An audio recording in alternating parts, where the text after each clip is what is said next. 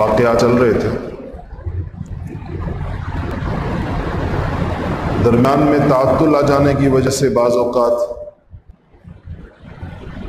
جو چونکہ ہر جمعے بات ہوتی ہے تو ایک ہفتے کا بیچ میں وقفہ ہو جاتا ہے، تو اس کی وجہ سے واقعات کا جو تسلسل ہے وہ آپ لوگوں کے ذہن میں شاید قائم نہ رہ پاتا ہو،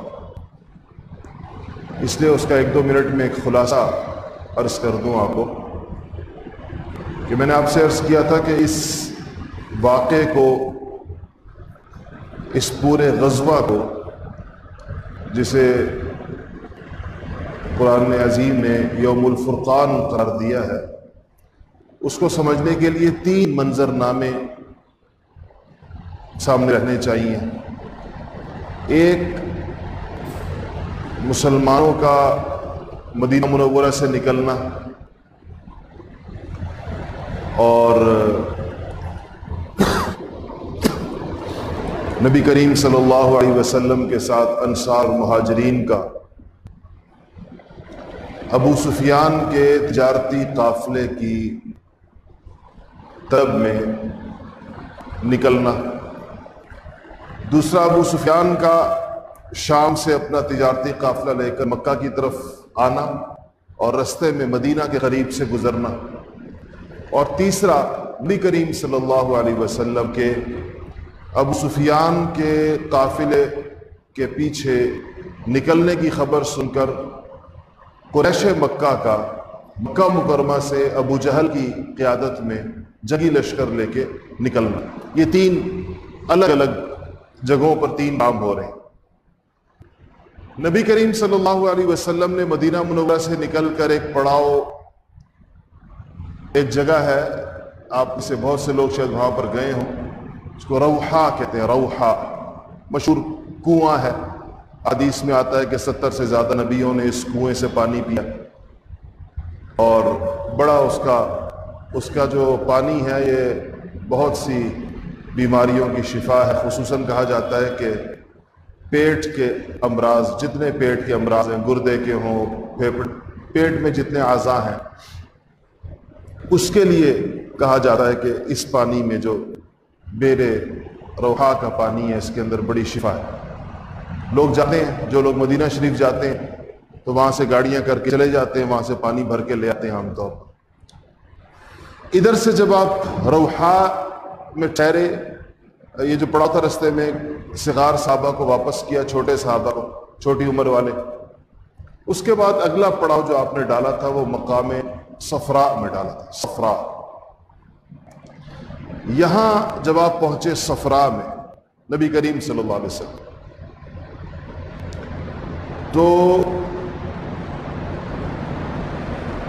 وہ جو 2 صحابہ جن کو آپ نے مختلف خبریں لینے کے لیے بھیجا تھا، آپ کہہ سکتے ہیں کہ وہ جو اس زمانے کی ایک انٹیلیجنس ایجنسی تھی، یا ایک 2 افراد کی ٹیم تھی جو خبریں لا رہی تھی، مختلف طرف آپ بھیجتے تھے، انہوں نے آ کر آپ کو بتایا کہ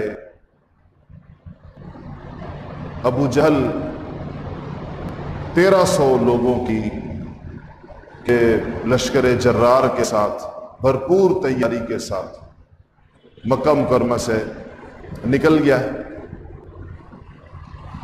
اب یہ خبر جب نبی کریم صلی اللہ علیہ وسلم کو پہنچی تو سچویشن مکمل طور پہ تبدیل ہو گئی۔ یہ 313 صحابہ تو نکلے تھے ابو سفیان کے تجارتی قافلے پر حملہ کرنے کے، اور اس تجارتی قافلے کے اندر کوئی جنگی ساز و سامان تو تھا نہیں، اور تھوڑے سے محافظین ساتھ ہوتے ہیں، اسی نوعیت کی گویا کہ تیاری تھی۔ اب اس مختصر سی جماعت کو، صحابہ کرام کی، ان کے سامنے 2 شکلیں، یا تو یہ واپس مدینہ چلے جائیں، اس ارادے کو موقوف کر دیں، لیکن اس بات کی بھی کوئی ضمانت نہیں ہے کہ ان کے مدینہ منورہ جانے کی خبر سے ابو سفیان بھی واپس، ابو جہل بھی واپس پلٹ جائے گا۔ ممکن ہے کہ وہ سوچے کہ یہ لوگ مدینہ گئے ہیں واپس، تو اب ہم مدینہ پر جا کر حملہ کریں اسی لشکر کے ساتھ۔ تو آپ صلی اللہ علیہ وسلم نے یہاں پر ظاہر بات ہے انبیاء علیہ السلام کو اللہ تعالیٰ کی طرف سے رہنمائی کا ایک بہت بڑا ایک چیز ہوتی ہے جو کہ پاس اللہ تعالیٰ کی طرف سے. تو آپ کی ایسے موقع پر عادت تھی مشورہ کرنے کی. جبرائیل امین وحی لے کر آئے، انہوں نے کہا کہ اگر آپ چلتے رہیں گے تو ان دو میں سے کوئی ایک، احد الطائفتین، ان دو میں سے کوئی ایک جو ہے وہ آپ کو اس پر آپ فتح یاب ہو جائیں گے. یعنی اگر آپ کا واسطہ ابو جہل ابو سفیان کے لشکر سے، ابو سفیان کے تجارتی قافلے سے پڑا تو بھی فتح ہوگی، اور اگر آپ کو دوسرے سے واسطہ پڑا تو بھی آپ کی فتح ہوگی. آپ نے صحابہ سے مشورہ کیا، آپ نے کہا کہ اب صورتحال بدل گئی. پہلے تو صرف ایک جس کو کہہ سکتے ہیں ایک چھاپا مار کارروائی تھی، اب تو جنگ آ گئی، اور جنگ بھی بڑی سخت آ گئی. 300 اور 1300 کا آپس میں کوئی موازنہ نہیں ہے، 1 اور 4 سے زیادہ کی نسبت پڑتی ہے. اور آپ جس کے ساتھ چاہیں جنگ کریں، آپ جس کے ساتھ چاہیں صلح اور امن کریں. یا رسول اللہ، ہم ہر حال میں آپ کے ساتھ، ہمارے اموال میں سے، ہمارے مالوں میں سے آپ جس قدر لینا چاہیں، ہمارے سارے مال آپ کی خدمت کے اندر حاضر ہیں. اور یا رسول اللہ، ہمارے مال میں سے جو آپ لے لیں گے جنگ کے لیے وہ ہمیں زیادہ محبوب ہوگا، زیادہ اچھا لگے گا بنسبت اس مال کے جو آپ چھوڑ دیں گے اور جس کو آپ نہیں لیں گے. اور پھر کہا کہ یا رسول اللہ، اگر آپ ہمیں ایک جگہ کا نام لیا جو بہت دور تھی وہاں سے، کہا کہ اگر آپ ہمیں وہاں تک چلنے کا حکم دیں گے، لے کر جائیں گے، تو ہم خدا کی قسم ضرور آپ کے ساتھ جائیں گے. اور پھر کہا کہ قسم ہے اس ذات کی یا رسول اللہ جس نے حق دے کر آپ کو دنیا کے اندر بھیجا ہے، اگر آپ ہمیں کہیں گے کہ سمندر میں کود پڑو تو خدا کی قسم ہم سمندر کے اندر کود پڑیں گے. اور پھر کہا کہ اور ہمیں سے کوئی ایک شخص بھی اسے پیچھے نہیں رہے گا. اور کہا کہ یا رسول اللہ، ہم انصار لڑائیوں سے گھبراتے نہیں ہیں، ہم جنگ سے گھبرانے والے لوگ نہیں ہیں، ہم لڑائی کے اندر بڑے پکے اور صبر کرنے والے اور سچے لڑنے والے ہیں. کہا کہ ہمیں اللہ تعالیٰ سے یہ امید ہے کہ جب آپ ہمیں میدان جنگ میں جھونکیں گے تو ہماری بہادری کے وہ جوہر دیکھیں گے کہ جس سے یا رسول اللہ آپ کی آنکھیں ٹھنڈی ہو جائیں گی. تو اور آپ اللہ کا نام لے کر چلیے. ظاہر بات ہے یہ ایسی تقریر تھی کہ اس سے زیادہ اور کیا اظہار کیا جاتا. وفاداری کا، اطاعت شعاری کا، حضور پہ جان و مال نچھاور کرنے کا، اور اپنی اس بیعت کے اوپر پختہ ہونے کا جو انہوں نے مکہ مکرمہ کے اندر کی تھی، مینا کے میدان میں حج کے موقع پر بیعت عقبہ اولیٰ یا ثانیہ دونوں. تو اس پر نبی کریم صلی اللہ علیہ وسلم خوش ہوئے اور بہت زیادہ خوش ہوئے. اور آپ نے فرمایا کہ چلو. اور اللہ جل شانہ نے مجھ سے یہ فرمایا ہے کہ ابو سفیان کی جماعت کے قافلے یا ابو جہل کے لشکر میں سے کسی ایک پر اللہ جل شانہ آپ کو ضرور فتح عطا فرمائے گا. وہ جو آیتیں ہیں سورہ انفال کی کہ وَإِذْ يَعِدُكُمُ اللَّهُ إِحْدَى الطَّائِفَتَيْنِ أَنَّهَا لَكُمْ وَتَوَدُّونَ أَنَّ غَيْرَ ذَاتِ الشَّوْكَةِ تَكُونُ لَكُمْ وَيُرِيدُ اللَّهُ أَن يُحِقَّ الْحَقَّ بِكَلِمَاتِهِ وَيَقْطَعَ دَابِرَ الْكَافِرِينَ لِيُحِقَّ الْحَقَّ وَيُبْطِلَ الْبَاطِلَ وَلَوْ كَرِهَ الْمُجْرِمُونَ. تو یہاں سے صحابہ کرام اب گویا کہ اس بات کے لیے تیار ہو گئے کہ اب ہمارا مقابلہ ہے ابو سفیان کے لشکر کے ساتھ. کیا مسئلہ ہے؟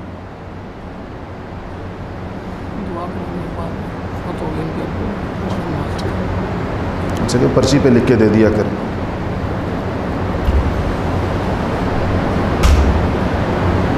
ٹھیک، پرچی آئی ہوئی ہے. ٹھیک.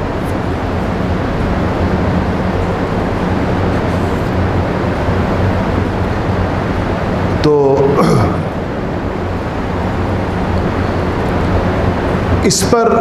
اس کے بعد آپ نے یہ کیا کہ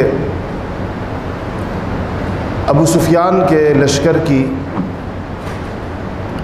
لوکیشن معلوم کرنے کے لیے وہ کہاں پر ہے 2 صحابہ کو بھیجا ہوا تھا. یہ 2 صحابہ گئے اور عام طور پر کسی لشکر کی معلومات کرنے کے لیے جو پوائنٹس ہیں جہاں پر لوگ جمع ہوتے ہیں، تو ان میں سے ایک اہم جگہ جو ہے وہ چشمے ہوتے ہیں، کیونکہ چشموں پر لوگ پانی پینے آتے ہیں، پانی بھرنے کے لیے آتے ہیں۔ تو یہ لوگ گئے دونوں ایک چشمے پر گئے، تو وہاں انہوں نے دیکھا کہ یہ جو دو صحابہ تھے کہ دو عورتیں آ رہی ہیں اور وہ آپس میں گفتگو کر رہی ہیں۔ ایک عورت دوسری عورت سے اپنے قرضے کا مطالبہ کر رہی ہے، کہہ رہی ہے کہ تم نے مجھ سے پیسے لیے تھے، مجھے واپس کرو۔ دوسری عورت یہ کہتی ہے کہ مکے والوں کا ایک قافلہ شام سے چلا ہے اور وہ اتنے دنوں میں یہاں پہنچ جائے گا، تو میں اس قافلے کے اندر محنت مزدوری کروں گی، پڑاؤ ڈالے گا، ہم اس میں کوئی مزدوری کریں گے اور وہ مجھے اس کی اجرت دیں گے، میں اس اجرت سے تمہارا قرضہ چکا دوں گی۔ اس سے ان کو اندازہ ہو گیا کہ یہ قافلہ کب آئے گا، کہاں پر ہے۔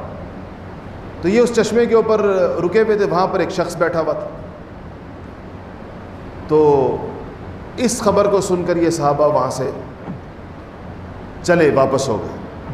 جب یہ واپس ہوئے تو ابو سفیان بھی اپنے قافلے کو چھوڑ کر وہ یہ خبر لینے کے لیے گھوم رہے تھے کہ حضور اکرم صلی اللہ علیہ وسلم کہاں سے آ رہے ہیں اور ہمارے قافلے کے ساتھ ان کا ٹکراؤ کس جگہ ہو سکتا ہے۔ وہ بھی اسی چشمے کے اوپر پہنچے اور یہاں وہی بندہ بیٹھا ہوا تھا جس نے ان دو بندوں کو دیکھا تھا، جو دو صحابہ کو دیکھا تھا۔ تو ابو سفیان نے اس سے پوچھا، اس بندے سے، کہ یثرب سے محمد صلی اللہ علیہ وسلم کے ساتھیوں میں سے کوئی بندہ تو نہیں آیا یہاں ہمارا پتہ کرنے کے لیے؟ اس نے کہا ان کا تو مجھے نہیں پتہ، البتہ دو بندے آئے تھے یہاں پر، یہ نہیں مجھے پتہ کہاں سے آئے تھے۔ تو اب وہ چلے گئے واپس۔ تو ادھر ان دو بندوں کی، یعنی ان دو صحابہ کا جو اونٹ تھے جس پر وہ آئے تھے، اس اونٹ کی مینگنیاں پڑی ہوئی تھی۔ ابو سفیان نے ایک مینگنی اٹھائی اور اس کو توڑا، اس کے اندر کھجور کی گٹھلی تھی۔ اس گٹھلی کو دیکھ کر کہتے ہیں کہ خدا کی قسم یہ تو یثرب کی گٹھلی ہے، اس کا مطلب ہے کہ یہ دونوں بندے محمد صلی اللہ علیہ وسلم کے تھے اور یہاں پر آئے ہیں، ادھر تک یہ پہنچے ہیں، تو اس کا مطلب ہے کہ ان کو ہمارا اندازہ ہو گیا کہ ہم کہاں سے آئیں گے۔ فوراً تیزی کے ساتھ واپس ہوئے اور اپنے قافلے کا رستہ بدلا اور ایک اور طرف سے نکال کر اپنے قافلے کو ساحل سمندر کے پاس سے اور اس کو بچا کر لے جانے میں کامیاب ہو گئے۔ ابو سفیان نکل گئے اپنے قافلے سمیت۔ نکلتے ہی اس نے پیغام بھیجا مکہ مکرمہ، وہ جو رستے کے اندر تھے مکہ والے جو نکلے تھے، اس نے کہا کہ میں نے قافلہ بچا لیا، تم لوگ اس قافلے کو بچانے کے لیے نکلے تھے، وہ میں نے نکال لیا، اب تم لوگ واپس ہو جاؤ۔ یہ خبر جب پہنچی، جو لشکر مکہ سے باہر نکل چکا تھا اس کو خبر پہنچی، تو اخنس ابن شریق مشہور مشرکین مکہ اور قریش کے سرداروں میں سے بڑے مشہور آدمی ہیں۔ اخنس ابن شریق، یہ بنو زہرہ کے نام سے ان کا قبیلہ تھا قریش کا، اس کے سردار تھے۔ انہوں نے کہا کہ جب قافلہ بچ گیا ہے تو ہم نہیں لڑیں گے۔ اپنی قوم سے کہا کہ ہم نکلے تھے اپنا مال بچانے کے لیے، مسلمانوں سے لڑنے کے لیے نہیں نکلے تھے، اپنا مال بچانے کے لیے نکلے تھے، ہمارا مال بچ گیا ہے، قافلہ بچ گیا ہے، ہم نہیں لڑیں گے۔ ان کے ساتھ 300 لوگ تھے ان کے قبیلے کے، بنو زہرہ کے۔ تو 300 کے 300 بندے باہر نکل آئے لشکر میں سے اپنے سردار کے ساتھ، اخنس ابن شریق کے ساتھ۔ باقیوں نے بھی ابو سفیان سے کہا، ابو جہل سے کہا، تو ابو جہل ایک ترنگ میں تھا، اس کو تو بدر کا میدان پکار رہا تھا کہ اس نے تو وہاں پر مارا جانا تھا۔ تو اس نے کہا کہ بھائی ہم تو بدر جائیں گے، 3 دن وہاں پر رہیں گے، کھائیں گے، پیئیں گے، ناچیں گے، گائیں گے اور پھر 3 دن خوشیاں منا کر واپس آئیں گے۔ تو اخنس نے کہا کہ ہم اس میں نہیں ہیں، اس پروگرام میں آپ کے ساتھ شریک نہیں ہیں۔ جو مقصد تھا مکہ سے نکلنے کا وہ پورا ہو گیا۔ وہ اپنے 300 بندے لیے اپنے قبیلے کے اور وہ واپس مکہ چلا گیا۔ اب ابو سفیان کے ساتھ جو لوگ رہ گئے ان کی تعداد 1000 تھی۔ اس لیے آپ تاریخ میں سنتے ہیں کہ 1000 کا مقابلہ ہوا 313 کے ساتھ، نکلے 1300 تھے۔ اچھا اب کیا ہوا؟ یہ قافلہ جب جحفہ ایک جگہ ہے مکہ سے باہر، یہ قافلہ جب وہاں پہنچا تو یہ لشکر ابو جہل کا، تو جہیم نامی ایک شخص نے خواب دیکھا وہاں، اور اس نے خواب یہ دیکھا کہ ایک شخص ایک گھوڑے کے اوپر سوار ہے اور اس کے ساتھ ایک اونٹ بھی ہے۔ وہ ہمارے اس جہاں پر ہم نے جحفہ میں پڑاؤ ڈالا ہوا ہے، جہاں رات کو اس نے خواب دیکھا ہوگا، وہ یہاں پر آیا ہے وہ شخص، اور آ کر اس نے ایک اعلان کیا کھڑے ہو کر۔ اس نے کہا کہ قتل ہوا ابو جہل، قتل ہوا عتبہ بن ربیعہ، قتل ہوا شیبہ بن ربیعہ، قتل ہوا ولید ابن عتبہ، قتل ہوا امیہ ابن خلف، سرداروں کے نام لے لے کر کہہ رہا ہے فلانا قتل ہوا، فلانا قتل ہوا، فلانا قتل ہوا، سارے لوگ اس کو دیکھ رہے۔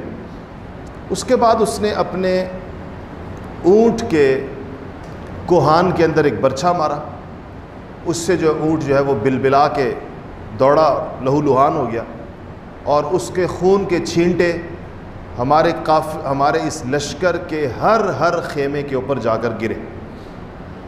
یہ اس نے خواب دیکھا۔ صبح اس کے اٹھ رہے، اپنے خواب بیان کیا، اس نے کہا میں نے رات یہ خواب دیکھا۔ اب ظاہر بات ہے خواب بڑا واضح ہے، وہ آتکا کے خواب سے بھی زیادہ واضح خواب تھا۔ تو یہ خبر ابو جہل کو پہنچی کہ کسی نے جہیم کے بارے میں کسی نے بتایا، تو اس پر ابو جہل بڑا غصے ہوا۔ اس نے کہا، دیکھنے والے نے شاید یہ کہا، یہ لوگوں نے کہا کہ یہ خواب سچا نہ ہوتا۔ تو ابو جہل نے کہا کہ یہ کوئی دوسرا نبی پیدا ہوا ہے۔ اس کا مطلب یہ تھا کہ سچے خواب تو نبیوں کے ہوتے ہیں، تو یہ ایک اور بندہ پیدا ہوا ہے جو ہمیں یہ خواب سنا رہا ہے، ہمیں ڈرا رہا ہے۔ اس نے کہا کہ یہ خواب بھی تم لوگ یاد رکھو، اور میدان جنگ کے اندر دیکھنا کیا فیصلہ ہوتا ہے، کون مارا جاتا ہے اور کون مارتا ہے، یہ میدان جنگ کے اندر اس کا فیصلہ ہو۔ یہ نکل پڑے۔ اچھا، اس کے بعد نبی کریم صلی اللہ علیہ وسلم آگے چلے، یعنی مدینہ سے سمجھے مکہ کی جانب، اور یہ لوگ مکہ سے مدینہ کی جانب جا رہے ہیں۔ بدر کا میدان جو مکہ اور مدینہ کے درمیان ہے، ایسے بالکل وسط میں تو نہیں ہے لیکن رستے کے اندر آتا ہے۔ پرانا جو رستہ تھا مکہ سے مدینہ منورہ جانے کا، یہ آج کل کے رستے سے پہلے والا، اس میں جب لوگ مکہ سے مدینہ جاتے تھے، پرانی روڈ جو ہے، تو یہ بدر رستے کے اندر آتا تھا۔ اب نہیں آتا لیکن کچھ لوگ اب بھی اس رستے سے جاتے ہیں۔ تو وہاں جب پہنچے تو مشرکین مکہ پہلے سے پہنچ چکے تھے بدر کے میدان۔ وہ پہنچ گئے، اور پہلے پہنچنے والے کو، اب یعنی یہ لڑائی گویا کہ بدر کے میدان میں ہونی تھی، پہلے پہنچنے والے کو یہ سہولت حاصل ہوتی ہے کہ وہ اسٹریٹجیکلی جو جگہیں اچھی ہوتی ہیں اور امپورٹنٹ ہوتی ہیں تو وہ اس کو قابو کر لیتا ہے، پہلے پکڑ لیتا ہے۔ تو یہ لوگ پہنچے تو انہوں نے لڑنے کے لیے، ظاہر بات ہے کہ ایسی زمین بہتر ہوتی جو ریتلی نہ ہو، وہ زمین مشرکین مکہ نے لے لی۔ پھر اونچائی والی جگہ بہتر ہوتی ہے، اونچائی والی جگہ لے لی۔ پھر پانی والی جگہ بہتر ہوتی ہے، پانی کے چشمے پر بھی قبضہ کر لیا۔ یعنی ساری لڑائی کے اندر جو موافق اور سازگار چیزیں ہو سکتی ہیں وہ ساری کی ساری مشرکین مکہ کے ہاتھ میں چلی۔ اللہ تعالیٰ کا نظام دیکھیں اور اللہ تعالیٰ کا امتحان دیکھیں، اس سے آپ اندازہ لگائیں کہ اللہ تعالیٰ مخلصین کو اور مؤمنین کو کس طرح آزماتے ہیں، سارے اسباب ختم فرما دیتے ہیں۔ اب دیکھا جاتا ہے کہ کون اس اپنے پاس دستیاب چیزوں پر توکل کتنا کرتا ہے، ورنہ تعداد بھی ان کی زیادہ ہے، سامان جنگ بھی ان کے پاس زیادہ ہے، اسلحہ بھی ان کے پاس زیادہ ہے، زرہیں بھی ان کے پاس زیادہ ہیں، گھوڑے اور اونٹ اور تلواریں اور نیزے بھی ان کے پاس زیادہ ہیں، اور پھر جگہ بھی ان کی اونچی ہے، پانی بھی ان کے پاس ہے، اور زمین بھی ان کی جو ہے وہ سخت ہے، اور مسلمانوں کے پاس جگہ بھی نشیب کے اندر ہے، اور زمین بھی ریتلی ہے، اس میں اونٹوں کے پاؤں بھی دھنس رہے ہیں، انسانوں کے پاؤں بھی دھنس رہے ہیں اس کے اندر، اور پانی بھی نہیں ہے۔ اب آپ سوچیں کہ اس حالت کے اندر جنگا، اور تعداد بھی کم ہے، اور تلواریں بھی نہیں ہیں، اور تیر بھی نہیں ہیں، اور اونٹ بھی نہیں ہیں، اور گھوڑے بھی نہیں ہیں۔ یہ دو قافلے آمنے سامنے ہیں۔ یہاں سوچیں اللہ تعالیٰ کیا چاہتے ہیں۔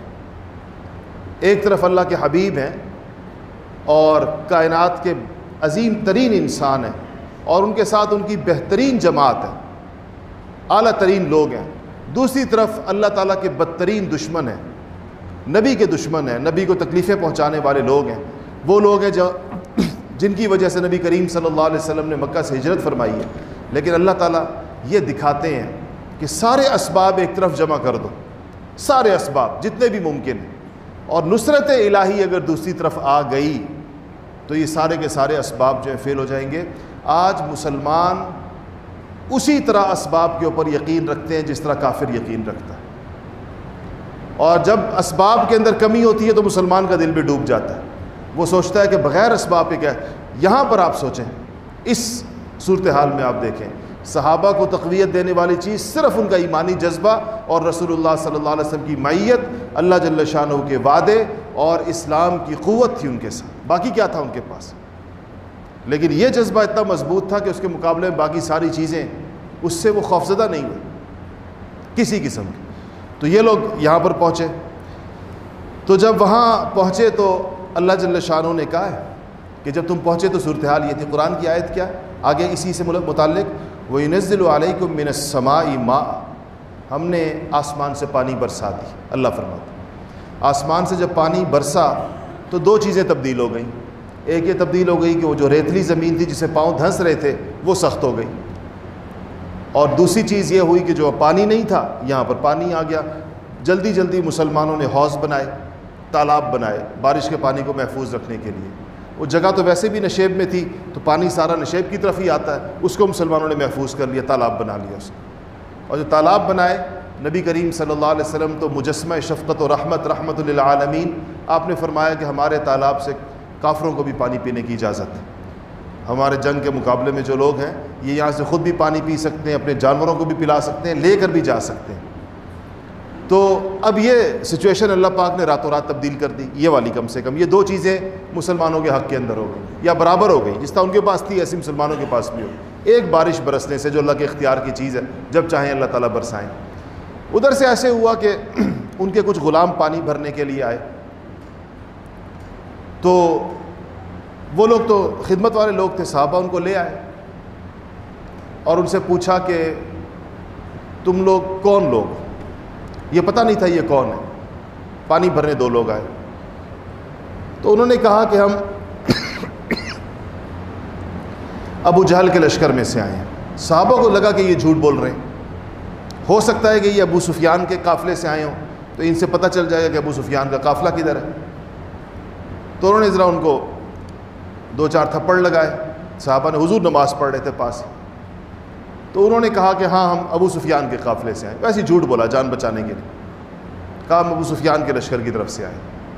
حضور نے جب سلام پھیرا تو آپ نے کہا کہ جب وہ سچ بول رہے تھے تم لوگوں نے مانا نہیں، اور جب انہوں نے بلکہ مارا تم لوگوں نے اس کو، اور جب وہ جھوٹ بول رہے تھے تم لوگ مطمئن ہو گئے۔ آپ نے فرمایا یہ ابو جہل کے لشکر سے آئے یہ دونوں۔ آپ نے ان سے پوچھا کتنے لوگ ہیں ابو جہل کے ساتھ؟ وہ ٹیلے کے دوسری طرف تھے، نظر نہیں آ رہے تھے۔ تو آپ نے پوچھا کتنے لوگ ہیں ابو جہل کے لشکر میں؟ تو انہوں نے کہا کہ بہت زیادہ ہے۔ آپ نے کہا زیادہ کتنے ہیں؟ انہوں نے کہا کہ ہمیں گنتی نہیں آتی، نہ ہم نے گنے بھی نہیں، ہمیں طریقہ بھی نہیں آتا گننے کا۔ تو آپ نے پوچھا اچھا یہ بتاؤ کہ اونٹ کتنے ذبح ہوتے ہیں کھانے کے لیے؟ اس نے کہا کہ ایک دن 9 اونٹ ذبح ہوتے ہیں، پھر دوسرے دن 10 اونٹ ذبح ہوتے ہیں۔ تو یہ سن کر آپ صلی اللہ علیہ وسلم نے فرمایا کہ یہ 900 سے لے کر 1000 کے درمیان لوگ ہیں، اس اونٹوں کی تعداد سن، ذبح ہونے والے اونٹوں کی تعداد سن۔ پھر آپ نے فرمایا کہ اچھا یہ بتاؤ کہ سرداران قریش میں سے کون کون ہے لشکر کے اندر؟ انہوں نے کہا کہ جی ابو جہل ہے، امیہ ابن خلف ہے، عتبہ ابن شیبہ ہے، عتبہ ابن ربیعہ ہے، شیبہ ابن ربیعہ ہے، ولید ابن عتبہ ہے، اور نبی ہے، منبہ ہے۔ جب یہ نام وہ لیتے گئے اور جتنے نام سرداروں کے تھے سارے ذکر کی کہ سب لوگ لشکر کے اندر موجود ہیں، تو حضور نے صحابہ کی طرف دیکھ کر فرمایا کہ قریش نے اپنے جگر گوشے تمہاری طرف پھینک دی۔ قریش کی پوری لیڈرشپ، پوری قیادت اس میدان میں گویا کہ تمہارے سامنے آ چکی ہے۔ اب لشکر آمنے سامنے ہو گئے تھے۔ صبح جب صف بندی ہو رہی تھی تو حضرت سعد ابن معاذ رضی اللہ تعالیٰ عنہ اس موقع پہ خاص حضور اکرم صلی اللہ علیہ وسلم کی حفاظت کا جو دستہ تھا جو چند لوگ تھے، اس کی قیادت سعد ابن معاذ رضی اللہ تعالیٰ عنہ کے پاس تھی۔ میں نے کہا تھا ان کو صدیق الانصار کہتے ہیں، اور انصار کے اندر ان کی وہی حیثیت تھی، وہی مقام و مرتبہ تھا سعد ابن معاذ کا، جو مہاجرین کے اندر ابو بکر صدیق رضی اللہ تعالیٰ عنہ کا تھا۔ تو سعد ابن معاذ نے کہا کہ یا رسول اللہ، ہم یہ چاہتے ہیں کہ ہم ایک اونچی جگہ کے اوپر آپ کے لیے، ایک ٹیلے پر آپ کے لیے ہم ایک چھپر بنا لیں، اور اس چھپر کے اندر آپ ہوں، وہاں سے آپ جنگ کی قیادت فرمائیں۔ اور کہا کہ یا رسول اللہ، اگر خدا نہ خواستہ اللہ نے ہمیں فتح دی تو فتح ہوگی، اگر کوئی دوسری صورت بن گئی تو آپ اپنے ان جانثاروں کے پاس پہنچ سکیں گے جو پیچھے رہ گئے ہیں، یعنی مدینہ میں موجود لوگ۔ اور پھر اپنے اخلاص کی بڑی دلیل ہے، کہا کہ یا رسول اللہ، جو لوگ پیچھے رہ گئے ہیں ہمارے، جو اس جنگ کے اندر موجود نہیں ہیں، وہ بھی آپ سے ہم سے کم محبت نہیں کرتے، یعنی آپ کا ایک اور لشکر بھی موجود ہے، اگر اس لشکر نے شکست کھائی بھی صحیح تو آپ اس دوسرے لشکر کو لے کر ان کے ساتھ لڑائیں گے، اور وہ ایک اور مارکا ہوگا، اس کا پھر اللہ تعالیٰ جو فیصلہ کرتے ہیں۔ سعد کے اس مشورے کو نبی کریم صلی اللہ علیہ وسلم نے پسند فرمایا۔ تو عربی کے اندر چھپر کو عریش کہتے ہیں، عریش۔ تو یہ چونکہ عریش ایک چھپر بنایا گیا تھا، آپ اس کے اندر چلے گئے، بنا لیا گیا آپ کے لیے فوراً۔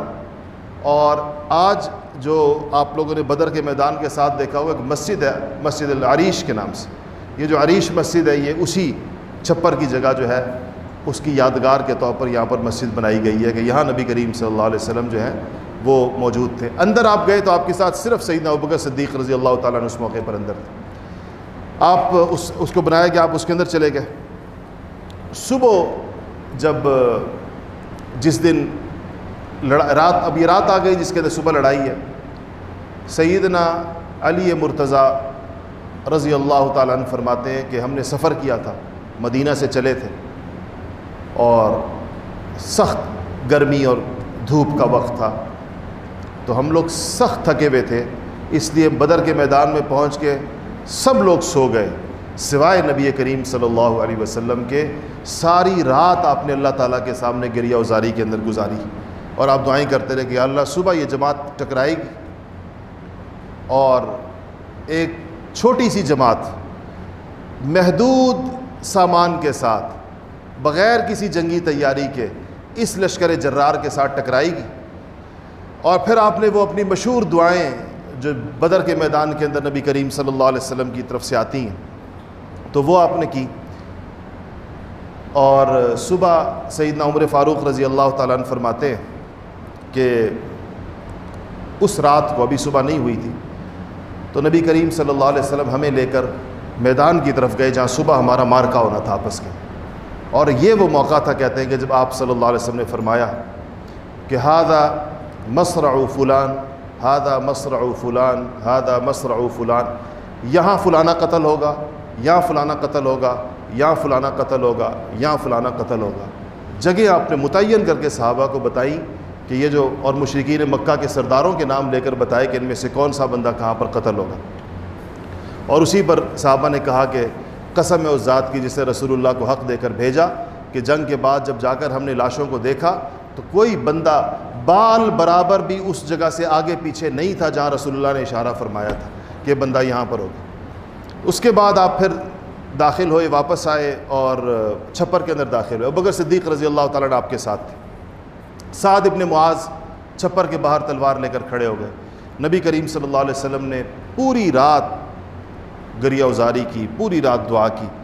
اس کے بعد فجر کا وقت ہوا، لوگ سو رہے تھے، تو آپ نے لوگوں کو اٹھایا نماز کے لیے، آپ نے، اور یہ وہ دن ہے جس دن اس مارکے نے ہونا ہے۔ اور اب آپ نے نماز پڑھائی لوگوں کو، نماز پڑھانے کے بعد آپ نے صف بندی، خود صفیں قائم فرمائی۔ یہ رمضان المبارک کی 17 تاریخ تھی اور جمعہ کا دن تھی، جمعہ کا دن ہے اور رمضان المبارک کی 17 تاریخ ہے، ہجرت کا دوسرا سال، رمضان کا مہینہ ہے۔ تو یہاں جب آپ نے صف بندی قائم کی تو یہاں پر اللہ جل شان آپ نے پھر دعا کی۔ آپ جب کوئی نیا چیز آپ پھر دست دعا بلند کرتے ہیں، اللہ تعالیٰ سے کہا کہ یا اللہ یہ قریش کا گروہ ہے، یہ اپنے تکبر کے ساتھ اور غرور کے ساتھ یا اللہ تیرا اور تیرے نبی کا مقابلہ کرنے کے لیے اس میدان کے اندر آئے، اور کہا کہ یا اللہ اب تو اپنی وہ نصرت بھیج جس کا تو نے مجھ سے وعدہ فرمایا۔ وَإِذْ يَعِدُكُمُ اللَّهُ يَعِدُكُمُ اللَّهُ، اللہ کا آپ سے وعدہ ہے، قرآن کے جو الفاظ ہیں احدى الطائفتین، تو کہا کہ اللہ آپ کا جو وعدہ ہے کہ ایک ایک لشکروں میں سے ان دونوں میں سے ایک چیز پر فتح دیں گے، اس اپنے وعدے کو آج میرے ساتھ پورا فرمائیے۔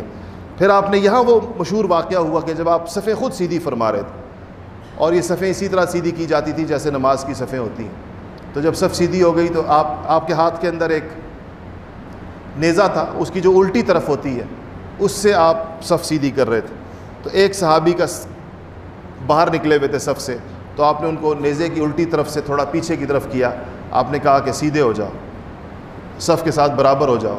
تو انہوں نے کہا کہ یا رسول اللہ آپ نے تو مجھے تکلیف پہنچائی، مجھے لگ گیا اور مجھے درد ہوا۔ تو نبی کریم صلی اللہ علیہ وسلم نے، چونکہ انہوں نے وہ بغیر قمیص کے تھے، تو حضور نے اپنی قمیص اٹھا دی اور کہا بدلہ لے لو۔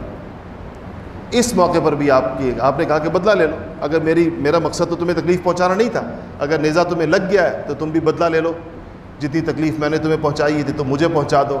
تو آپ نے جیسے ہی اپنا کپڑا اٹھایا وہ دوڑ کر آئے اور آپ سے لپٹ گئے اور مہر نبوت کو بوسہ دیا اور کہا یا رسول اللہ میرا مقصد یہ تھا، مجھے پتہ تھا کہ آپ اس موقع پر کہیں گے کہ بدلہ لے لو، تو میں اس شہادت سے پہلے ان کو اپنی شہادت سامنے نظر آ رہی تھی کہ اب ہم نے اور اللہ تعالیٰ نے واقعی ان کو اس میں شہید بھی کی، تو کہا کہ اس لیے میں نے آپ سے کہا۔ اور اس کے اوپر جب وہ آپ نے ان کے لیے دعا بھی فرمائی، پھر جب آپ نے سارے لشکر ترتیب دے دیے، صحابہ کو کھڑا کر دیا، آپ دوبارہ واپس آئے اپنے عریش کے اندر، اپنے چھپر کے نیچے واپس آئے، اور اس وقت بھی سیدنا ابوبکر صدیق رضی اللہ تعالیٰ عنہ آپ کے ساتھ تھے۔ یہاں پہنچ کر آپ نے ایک طویل دعا فرمائی، اتنی طویل دعا کہ آپ نے ہاتھ اٹھائے ہوئے تھے، احرام کی طرح کی چادر تھی آپ کے اوپر، تو وہ چادر بار بار آپ کے کندھوں سے نیچے گر جاتی تھی۔ ابوبکر صدیق رضی اللہ تعالیٰ عنہ وہ چادر آپ کے کندھے پر رکھتے تھے، پھر آپ کے ہاتھ اوپر بلند ہوتے تھے، پھر وہ چادر گر جاتی تھی۔ اتنی لمبی دعا کی کہ ابوبکر صدیق رضی اللہ تعالیٰ عنہ کے صبر کا پیمانہ لبریز ہو گیا۔ انہوں نے جا کے رسول اللہ صلی اللہ علیہ وسلم کو تھام لیا اور کہا کہ حسبک یا رسول اللہ، کہا کہ خدا کی قسم کافی ہے یا رسول اللہ۔ آپ نے اتنی طویل دعا کی کہ خدا کی قسم یہ کافی ہے، اور کہا کہ اللہ جل شانہ کبھی بھی آپ کو یعنی اللہ نے سن لیا آپ کو، اللہ نے سن لیا آپ کی دعا۔ ان کو حضور پر رحم آ گیا، ترس آ گیا کہ کتنی دیر ہو گئی ان کو اللہ کے سامنے آہوزاری کرتے ہوئے۔ اور اس کے بعد پھر رسول اللہ صلی اللہ علیہ وسلم باہر نکلے۔ اس سے پہلے ایک واقعہ جو قریش کو جس سے اندازہ ہوا کہ ہمارے ساتھ کل کیا ہونے والا ہے، خود اپنے ایک ساتھی کے ذریعے سے، اس کا ذکر انشاءاللہ اگلے جمعے کریں گے۔ وقت پورا ہو گیا۔ وآخر دعوانا الحمدللہ رب العالمین۔